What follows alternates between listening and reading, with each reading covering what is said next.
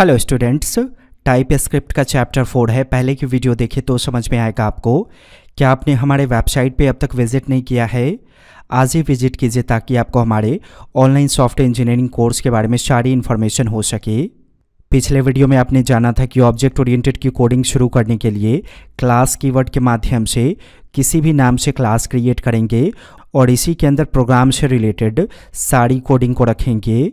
एक और इम्पॉर्टेंट चीज़ आपने जाना था कि क्लास का कोड तब तक एग्जीक्यूट नहीं करता है जब तक आप उसके लिए ऑब्जेक्ट क्रिएट ना करो। तो यहाँ देखिए, वेब के नाम का क्लास था, आप चाहते हो कि इसका कोड एग्जीक्यूट करे तो न्यू कीवर्ड के माध्यम से आप वेब ऐसे राइट करोगे और पैरेंथेसिस का चित्र दोगे। इसका मतलब आपने इस क्लास का ऑब्जेक्ट यहाँ पे क्रिएट किया। अब जो भी कोडिंग करनी है आप इसके अंदर करो। आपने ये भी सीखा था पिछले वीडियो में कि अगर आपको क्लास के अंदर फंक्शन क्रिएट करना है तो ऐसे क्रिएट करेंगे बिना फंक्शन कीवर्ड के माध्यम से, और अगर किसी क्लास के अंदर फंक्शन बना हुआ है तो उस फंक्शन को कॉल करने के लिए पहले हम ऑब्जेक्ट बनाकर उसे किसी वेरिएबल में रखेंगे और फिर उस वेरिएबल के माध्यम से हम फंक्शन को ऐसे कॉल करेंगे।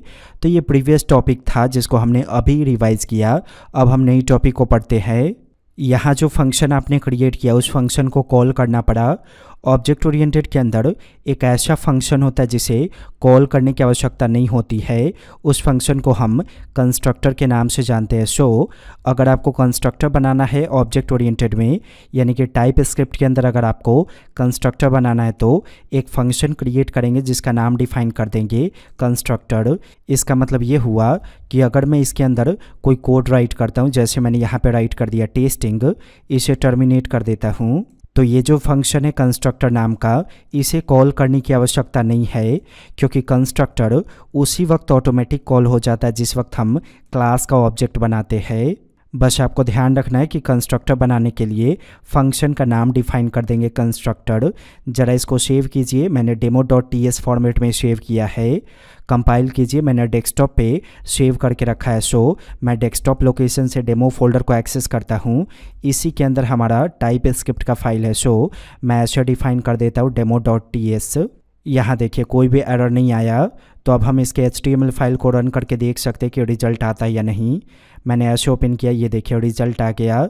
अब जानिए कि अगर कंस्ट्रक्टर के बॉडी में ऑब्जेक्ट बनाते हुए कोई डेटा भेजना है तो कैसे भेजेंगे। ये देखिए ऑब्जेक्ट मैंने बनाया वेब के नाम से, मुझे यहाँ से अगर कोई डेटा भेजना है तो मैं ऐसे भेजूँगा, ठीक है। अब ये डायरेक्ट कहाँ रिसीव होगा?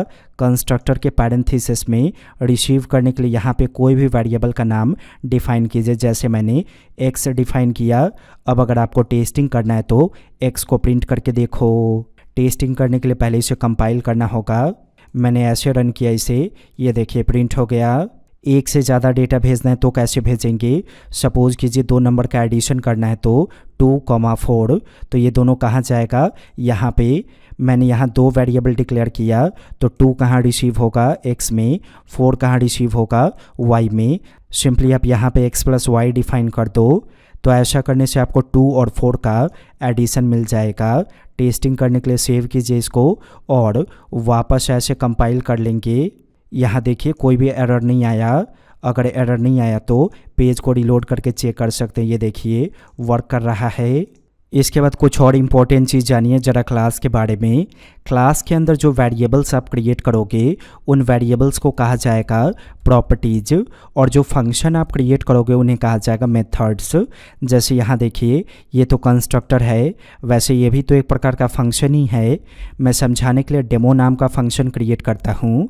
तो ये देखिए ये डेमो फंक्शन क्लास के शब्दों में मेथड्स कहा जाएगा, और इस क्लास के अंदर अगर मैं कोई वेरिएबल बनाता हूँ तो ये वेरिएबल कहा जाएगा प्रॉपर्टी। ओके, प्रॉपर्टी या प्रॉपर्टीज़ कहिए। तो अभी जानिए कि क्लास के अंदर आपको अगर कोई प्रॉपर्टी क्रिएट करना है यानी कि वेरिएबल, तो कैसे क्रिएट करेंगे। आपको वैर कीवर्ड लगाने की आवश्यकता नहीं है, सिंपली आप ऐसे वेरिएबल को डिक्लेयर कर सकते हो। तो इसे हम क्लास के शब्दों में वेरिएबल ना बोलकर क्या कहेंगे? प्रॉपर्टी। अब सपोज कीजिए आपको कंस्ट्रक्टर के बॉडी में या फंक्शन के अंदर अगर इस प्रॉपर्टी को एक्सेस करना है तो कैसे करेंगे। दिस कीवर्ड के माध्यम से आप एक्सेस कर सकते हो, क्योंकि आप इसी क्लास के अंदर हो और ये फंक्शन भी इसी क्लास के अंदर है, यानी कि ये कंस्ट्रक्टर भी इसी क्लास के अंदर है। तो अगर इसमें कोई प्रॉपर्टी बनी हुई है तो उसको दिस के माध्यम से एक्सेस कर सकते हैं। मैंने इस प्रॉपर्टी में डेटा असाइन कर दिया सौरभ। अब अगर मैं चाहूँ तो यहीं पे डेटा को प्रिंट कर सकता हूँ दिस डॉट डेटा के माध्यम से।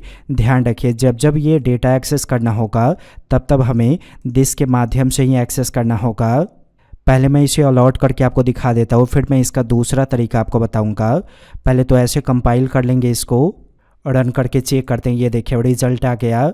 सपोज कीजिए अगर मैं कंस्ट्रक्टर के अंदर इसका आउटपुट प्रेजेंट नहीं करता और फिर मुझे इस डेटा को ऑब्जेक्ट के माध्यम से एक्सेस करना होता तो मैं कैसे करता।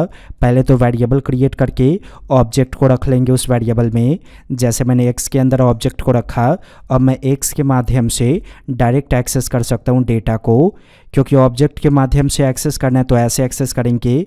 और क्लास के अंदर अगर प्रॉपर्टी को एक्सेस करना है किसी फंक्शन के अंदर या किसी कंस्ट्रक्टर के अंदर तो दिस के माध्यम से हम प्रॉपर्टी को ऐसे एक्सेस करेंगे। तो एक्स डॉट डेटा के माध्यम से आपका डेटा वेरिएबल में यानी कि डेटा प्रॉपर्टी में जो भी डेटा होगा वो एक्सेस हो जाएगा। टेस्टिंग करना है तो एक्स डॉट डेटा को पास कर दीजिए अलॉट के अंदर।